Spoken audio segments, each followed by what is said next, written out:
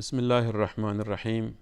الحمد لله والصلاة والسلام على رسول الله وعلى آله وأصحابه أجمعين ومن تبعهم بإحسان إلى يوم الدين. دوستان عزیز، بندگان گرامی، السلام علیکم و رحمت الله و برکاته. در خدمت شما عزیزان قرار داریم در برنامه زیبای شگفتی های آفرینش. دوستا، یک موضوع بسیار مهم هست که در رابطه به برنامه ما رو خدمت شما عرض بکنیم. وقتی که ما میگیم شگفتی های آفرینش، به این معنی است که عجایب مخلوقات خداوند این جهان را با تمام اسرارش، در این جهان عجایب خیلی زیادی هست. عجایب وقتی که ما میگیم به این معنی است که اگر انسان در مخلوقات خداوند تدبر کرد، فکر کرد، میبیند که خداوند متعال چه اسرار را در مخلوقاتش گذاشته هست. کشف اسرار کائنات و جهان و مخلوقات خداوندی ما را به سوی یکتاپرستی میرساند، به سوی وحدانیت خداوند، به سوی عبادت خداوند، به سوی ای که در این جهان یک آفریدگاری هست که این جهان آفریده است و این شگفتی ها را در جهان گذاشته است. پس دوستان عزیز، تدبر و فکر کردن در جهان ما را به خداوند متعال میرساند، ایمان ما را قوی میکند، عقیده ما را راسخ میسازد. یک چیز که باید ما به او متوجه باشیم دوستا، ما الحمدلله به اسلام خود افتخار میکنیم، به دین خود افتخار میکنیم، به حقانیت کتاب خداوند افتخار میکنیم و خداوند متعال در این جهان هیچ چیز بیهوده نیافریده است. چیزهای خیلی زیاد است در جهان، ولی بعضی چیزهاست که او را مسائل ضروری میگوین، بعضی چیزهاست که ضروری نیست. که این مسئله در چی؟ در مسئله علمی هم مطرح می شود. ببینید، علوم در جهان خیلی زیاد است. وقتی که ما علم میگوییم، عالم میگوییم، علوم میگوییم، به این معنی است که علم یک چیز مطلوب است برای انسان ها. شناسایی جهان، شناسایی خداوند، شناسایی دین، این مطلوب است، ضرور هست. ولی علوم به دو قسم است دوستان. علم به دو قسم، یکی را علم نافع میگوین، یکی را علم غیر نافع میگوین. علم نافع و علم غیر نافع. مثلا ببینن خداوند متعال انسان در این جهان آفریده است، برش عمر محدودی داده است. عمر هر انسان محدود است. مثل که پیامبر علیه السلام در عمر 63 سالگی وفات کرد و در حدیث آمده است که رسول خدا صلی الله علیه وسلم می فرماید که اعمار امتی بین 60 و 70 سنه. متوسط آمار یعنی عمر این امت در بین 60 و 70 است. یعنی بیشتر مردم در این عمر می میرن. شاید انسان های باشند در عمر 20 سالگی وفات کنند، 30 سال، 40، 50. این هم هست. حتی 10 سالگی، حتی 1 سالگی. انسان های هستند که شاید در عمر 80 سالگی، 80، 90، 100، 120 همچه بکنن، عمر بکنن، وفات کنن. ولی این چیز یعنی آمار کمی هست. آمار متوسط در این امت بین 60 و 70 است، چرا که رسول خدا صلی الله علیه وسلم در 60 سالگی وفات کرد. در امتهای گذشته عمر انسان ها خیلی زیاد بود. در زمان نوح علیه السلام عمر یک انسان 1000 سال بود. عمر یک انسان 1000 سال بود. نوح علیه السلام 9.5 سال برای قومش دعوت نمود. 9.5 سال، یعنی وقتی که این مدت زمان دعوت بوده و عمر نوح علیه السلام چقدر بوده. اما در این امت چیز عمر کم است. هدف ما چیست دوستان؟ هدف ما است که از همین عمر کم باید استفاده بزرگی بکنیم، استفاده اعظمی بکنیم، وقت خود ضایع نکنیم و کار نکنیم که نه به دین ما سود میرساند و نه به دنیای ما. کار را انجام بدین که یا فایده دینی داشته باشد یا فایده دنیوی، هر دویش خوب است. وقتی که دینی میگویم این مسئله دین شد، وقتی که دنیوی میگویم در اونجا اگر نیت انسان خوب بود او هم مسئله دین میشود، او هم مسئله دین میشود. مثلا یک عالم است، عالم شرعی هست، متخصص در قرآن کریم، در تفسیر قرآن، در احادیث پیامبر علیه السلام، در قرآن شناسی، در احادیث شناسی، در فقه، در اصول فقه، در تاریخ اسلام، در سیرت پیامبر صلی الله علیه وسلم علم هست، مطلوب هست، خوب هست، ضرور هست. ولی در پهلوی ازی یک شخصی او طبیب است، پزشک است. اگر نیت این طبیب پزشکی باشد که من میخوام به اسلام در این بعد خدمت کنم، این هم ثواب دارد و هم خدمت به انسانها و بشر هست. خدمت به انسانها و بشر هست. مثلا اگر یک عالمی میخیزد برای مردم، برای مسلمان ها یک موضوع شرعی را بحث میکند، احکام نماز بیان میکند، اکثر شنونده ها مسلمان هاست، کار خوب است، مطلوب است، مردم استفاده میکند، احکام نماز، احکام روزه، زکات، حج. اگر یک عالم دین در یک مجلس بلند میشود، در اونجا غیر مسلمان است،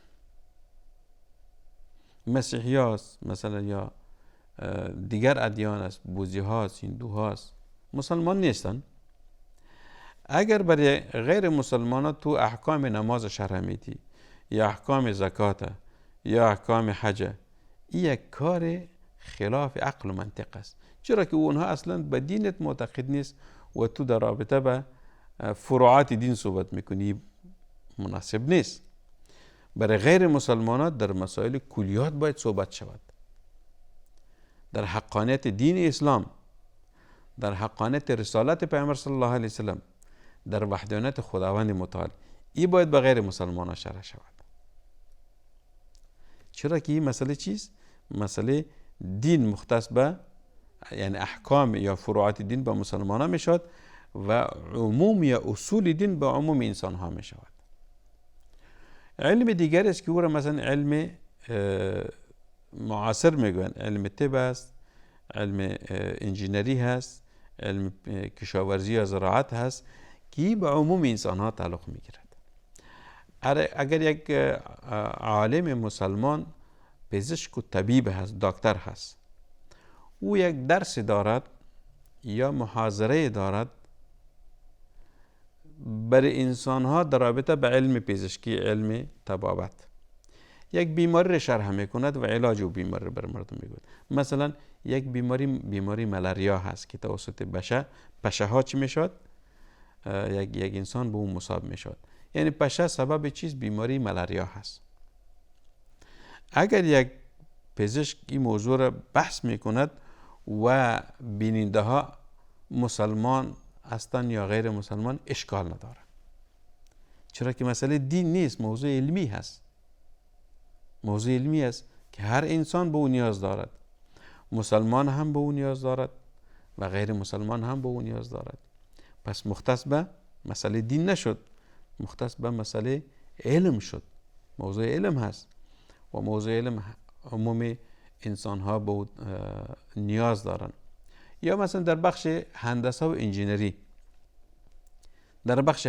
انجینری، ای به عموم بشر تعلق میگیرد، به عموم انسان ها.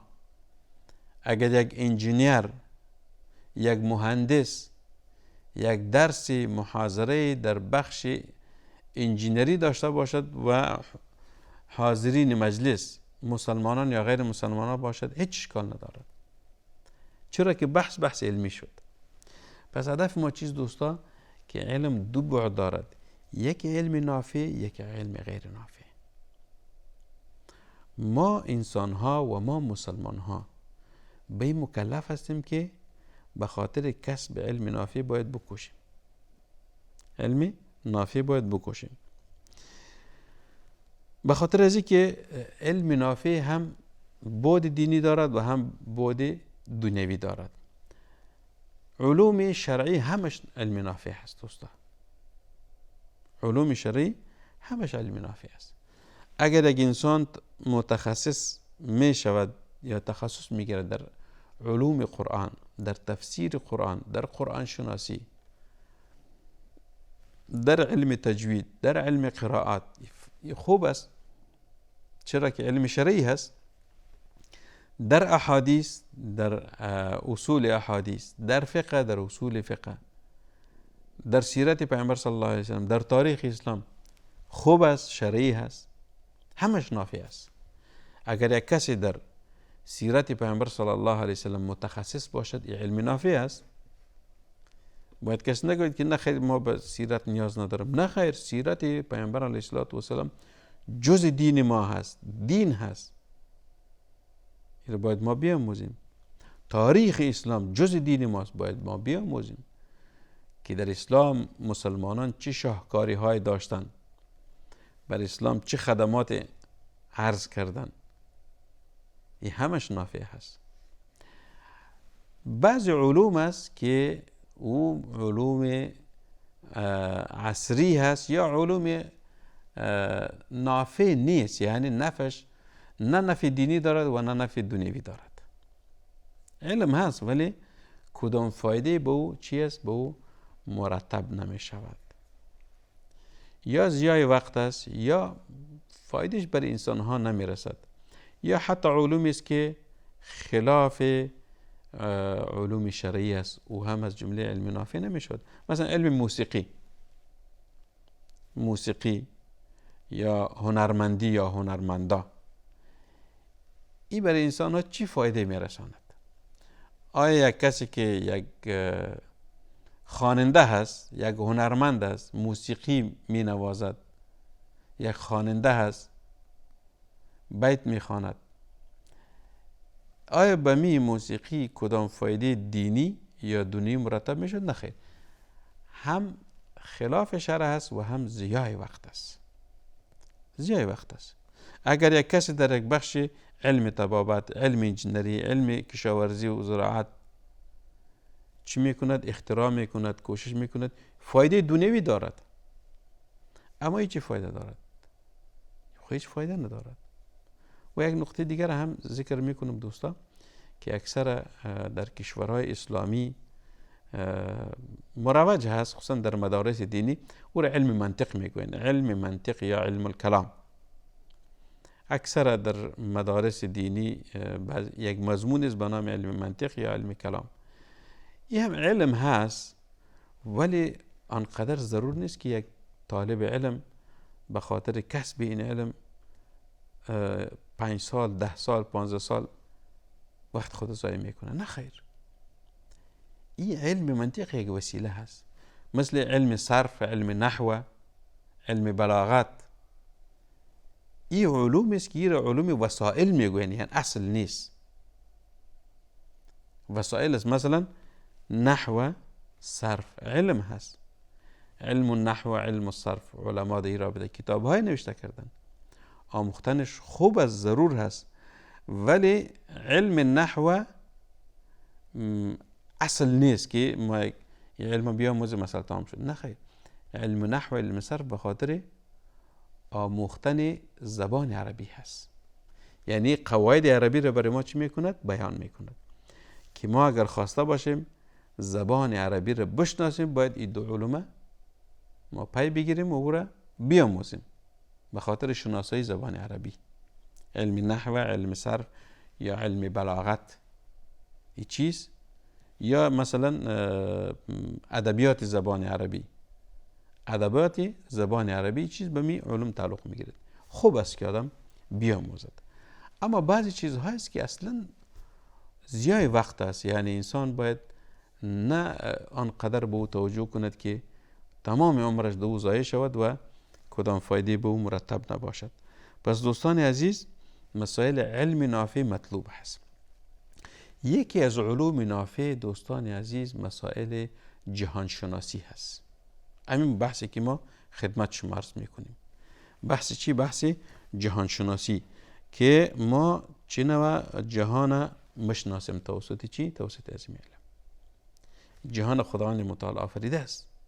تدبر در جهان، شناسایی اسرار جهان، در کائنات خداوند فکر کردن، اختراعات و حقیقت شناسی این جهان، این همش مطلوب است، علم نافع هست.